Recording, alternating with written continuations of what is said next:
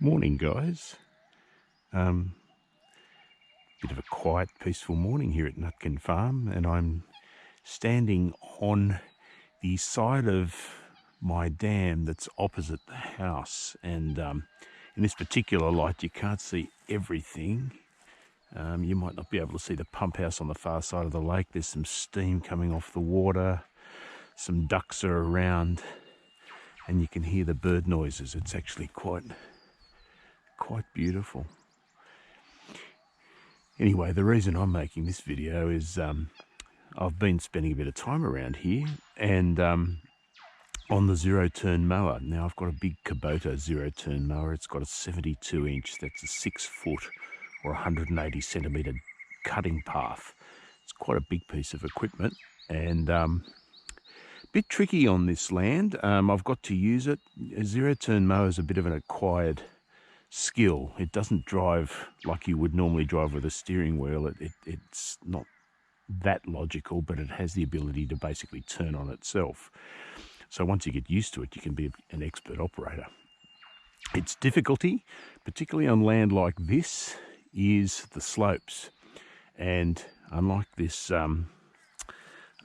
quad bike here, it has a tread that is turf friendly. That is, when you turn the wheels on its and it turns on its rear wheels, it won't carve up the turf. And of course that's great if you run a golf course or you run a public park, but when you've got slopes like this, the tread can easily sort of fill up with dirt and the vehicle can go for a bit of a slide on you.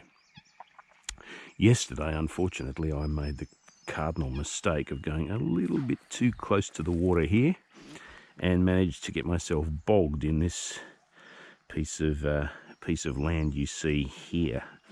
And it needed a tractor to pull me out, and thankfully I had a friend nearby. Nick, if you're listening, if you're watching, thank you very much. I owe you my firstborn, although I already have a firstborn. Yeah, that's where I got bogged yesterday, and it was an absolute mess. So that's a lesson learned, how to be a weekend warrior and stuff it up in a most beautiful setting. Now I'll take you to where I was meant to be working and where I have been working. This block here I've called the dam block under my new naming system. Been largely abandoned, hasn't been farmed very well.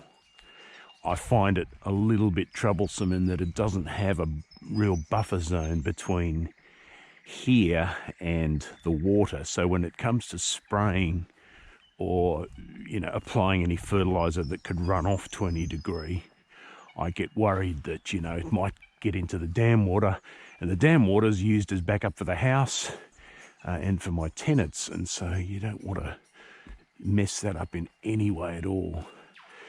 But yes, I've been mowing through here and trying to get some of the heavy grass down to see if I can do something with these trees. We won't be doing anything this year. This year's a consolidation learning period.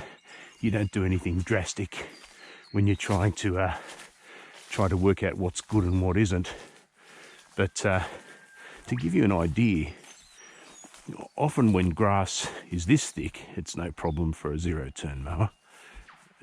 When you get up ahead here and have a look at where I have been trying to mow, it's of course a little bit more challenging.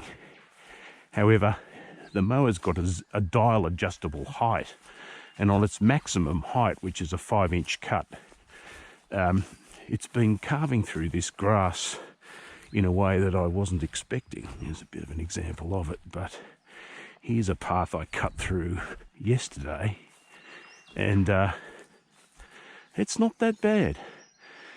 Obviously there's a lot of work to do, and I haven't been going about it in a particularly even manner, partly because it's a learning process. But once you tame this grass, you can sort of keep it tamed, and it's then a question of, do I want to keep it tamed? There's a fair bit of gunk in the grass. There's bits of lantana, bits of moss hanging off these trees, which I believe are A16s. But, despite them looking scrappy, there's some flower. There's some basic flower you can see. It's not too bad. But yeah, lots of mowing to do.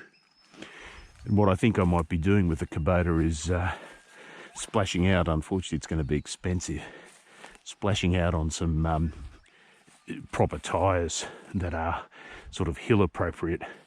They damage the turf a bit more when you turn the mower, although that's hardly a concern here.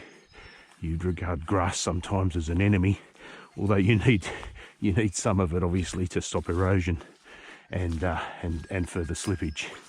But there's a balance beyond which, you know, if you get a heavy tread tyre, you'll cause less damage to the turf if you're not sliding around in it, and you'll get a better result.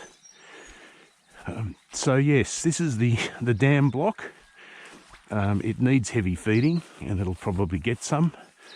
We've already had our feed sprinkled. You can't really see any of it on the ground. There's going to be some lime applied later. I'll do a separate little video about that. And look, I hope you're having a good morning wherever you are. There are a lot of pretty places in the world. This is just one of them. So I'm glad you tuned in to watch. Thanks.